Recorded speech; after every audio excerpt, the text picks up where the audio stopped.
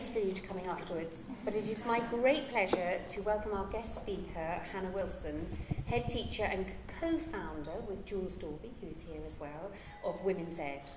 So Hannah is an educational leader committed to rapid improvement in school standards. She worked for the Harris Foundation for 10 years, holding multiple leadership roles, including MAP-wide responsibility for professional learning and safeguarding.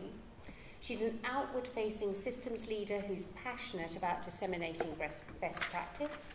She's co-founder of Women's Ed, a grassroots organisation that connects, develops and empowers aspiring and existing female leaders. I love that. And she has secured funding for 3 leadership development programmes to support women leaders and BAME leaders in their career progression. For those of you, and I'm looking at my husband here, who does not know what BAME means, it means Black, Asian and Minority Ethnic Origin People, and it's used to refer to members of non-white communities in the UK. She is Head Teacher Designate of Aureus School in Didcot, a new school that will open in September 2017, and is joining GLF Schools in January as their Regional Director. It gives me great pleasure to welcome Hannah. Yeah!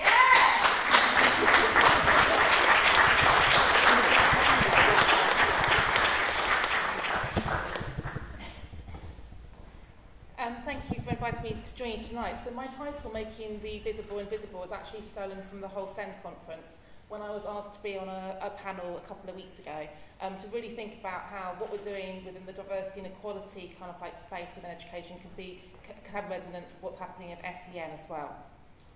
So what are my credentials for standing here and talking to you today? Well, by trade, I'm an English teacher. So I've been trained to be an English teacher for 13 years. And in 13 years, I've never once been trained to work with students with dyslexia. I think that's quite a loud thing to say as an English teacher. So I've led English departments, I've been an assistant head and a deputy head, working with students with difficulties with reading, but I've never once been trained actually in a specialist way to work with dyslexia. I've led literacy, I've worked with different stakeholders, I've led professional learning, but there's always been a gap actually about the quote here from the report about every teacher being a teacher of SEN. I don't think many teachers actually own that or think that. SEN is something that other people do. Children get taken out of your classroom and work with the specialists, and actually we need to go back to what the teacher's actually doing in the classroom to work with all of the students to empower all of them. And my sister was that student. She was the one with dyslexia who had to go to a different school because the school couldn't cater for her needs. I'm a big follower of Simon Sinek, and he talks about starting with why and the golden circle. So I've done a golden circle for why I believe that this is really, really important. I have recently become a head teacher. I'm a bit of an imposter. The school's not built. I haven't got any staff. I haven't got any children yet. In September, I'll be a real head teacher. But it's really made me think about debunking who I am as a school leader. I've worked in full schools in London. I've gone in and I've had my reactive, how are we going to get things sorted as quickly as possible to get students' grades? And you're always reacting to someone's bad decisions or trying to sort out poor provision. You're never really thinking about how to prevent what's happening. And that's why I'm really excited about creating a school from scratch with Year 7s only, to really think about what should we be doing at the start of their school experience in Year 7 to prevent the fact that I don't want to be at school every Saturday working with students who aren't going to get a C in English. And actually there's things fundamentally that are going wrong in our Key Stage 3 provision and that transition from Key Stage 2 to Key Stage 3. If we get that right, actually all the back ending of what's happening in Year 11 would actually stop. So some of my catchphrases here, looking at prevention rather than intervention, looking at inclusion rather than exclusion from the curriculum, and the buzzword of the moment, quality first teaching. How many people really truly know what that actually means or looks like? Because actually when I worked with Nason and we offered a free quality first morning session, only 10 people in London wanted to come to a free training session about quality first teaching. So it's being bandied around, but actually are we seeing it in practice? So I really truly want to believe a school where the values that we talk about are actually being lived within the school. Mary Myatt talks about living our values, not laminating our values. How many schools stick words on their walls, on their websites, in their prospectus, but actually reality when you go into the school is you scratch the surface and it's not what you actually see. Thinking about this idea of universal provision. So if we're going to transform what's happening in our education system and our curriculum, it's about working with literacy of all students. So when I became vice principal at a school, I was told that the issues in this school were literacy and EAL. And then everyone looked to me as the expert on the SLT. What are you going to do about it? And my question was, what have you been doing about it for the last 10 years when I wasn't in the building? And it's always that kind of pass the buck and passing the blame. Someone said to me yesterday, it's always the blame always goes to the person who's left the building and the head of English who had just moved on. It was her fault that things weren't right. When are we actually going to stand up and own what's happening in our schools and take responsibility and start actually thinking about what's going wrong and how we're going to correct it? So everyone has took them over. So when I was asked to lead professional learning, I was quite critical about what was happening across those 42 schools, those 2,800 staff, serving thousands and thousands of children in London. So the first thing I did was speak to my boss, the Director of Education, and I challenged her on why we didn't have a qualified SENCO in every school. Because when you're an academy, when you're in a trust, you need to have a named SENCO, you don't have a SENCO in the building. So we basically made a pledge with all the principals that we'd have a qualified SENCO in every school.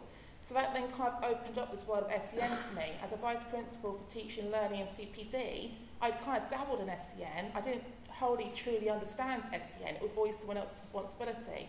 So I met up with Nathan, and Nathan and Harris went into a partnership whereby we designed our own bespoke programme to qualify the 18 schools who needed a SENCO in their building.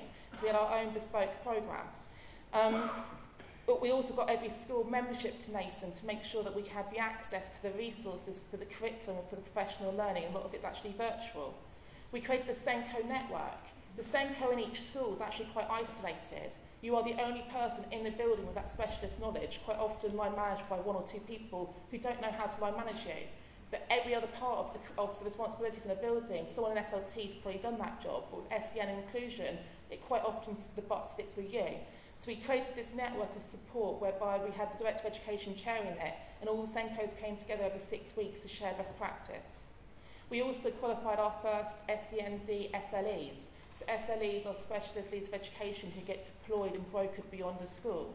That had always sat with kind of curriculum specialism before. So we saw the specialist teaching of SEN sitting with particular people, and we brokered them and deployed them beyond the school. And then we met up with Hull SEND, who I'll talk about in a second, and we were one of the first two MATs to look at the SEND peer review with AET and Malcolm, and Harris and AET are looking at that model about how you can learn from best practice across different schools. And then I met the lovely Anita, and Anita pulled me into the Hull SEND world, and that I really felt like a true imposter. The first time I went to the Hull SEND steering group, and literally the SEN, Twitterati and Oscars were in one room, and I was wondering what the hell I was doing there, to be honest with you. But I've learned a lot just by being in a room with people who are very passionate about inclusion, are very passionate about sharing expertise across the system. And at the Hull SEND conference a few weeks ago, this is the quote that I really took away. Simon Knight was doing a keynote address, and he challenged everyone in the room. We always talk about learning difficulties, but actually when we're going to start thinking about it being teaching difficulties, when other teachers in the room are going to own the fact that actually if we were better equipped, would the learning difficulties in our classroom be happening?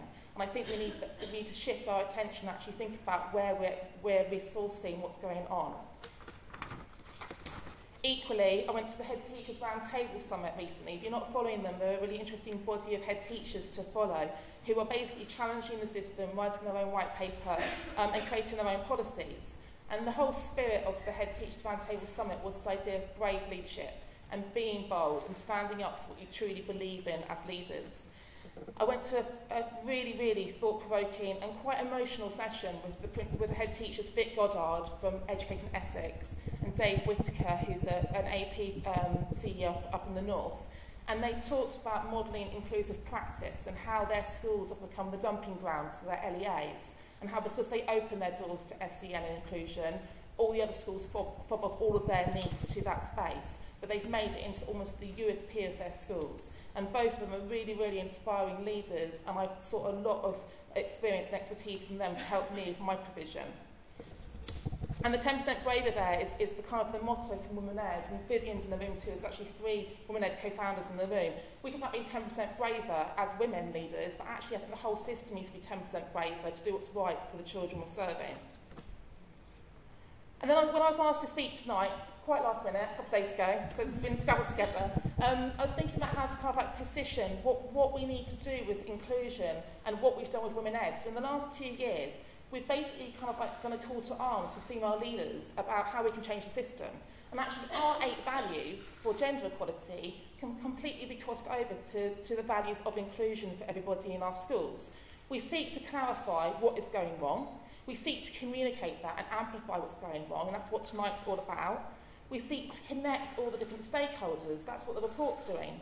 We seek to build confidence in individuals and in the system, and then create collaborations. And I really hope that one of the tangible outcomes from tonight is the connections you make. You actually then create meaningful collaborations with them to take back into your schools or into your organisations. We create a community. So Women Ed's a massive community now, 10,000 people who met through Twitter. BAME Ed's following hot on our heels. And I think it might have been Loic who actually did the tweet to say, what about SEN? Are we going to have a Send Ed hashtag? There's lots of activity out there, and I think it's how we can join up the dots and how we can create a community of people who have all got the same mission and vision and make sure we're working together rather than against each other. It's not about whose report, it's about us all working together for the children. And ultimately, creating challenge. And that's what the report's doing. The report is challenging what we're doing, why we're doing it, and how we perceive SEN in our schools. And the final ultimate goal is to effect change. That our society is never going to improve if we do not change what's happening in our schools to support the learners. And one of the things that came out of the whole Send event was actually Women Ed and Send Ed creating an opportunity together. So when I was at the whole Send event, the room was full of female leaders who are leading inclusion in their schools in quite an isolated role, and we're now working in collaboration. We've created an event in September where we're going to bring the Women Ed values to the Send Ed community and hopefully create some synergy between the two groups. So thank you very much for listening.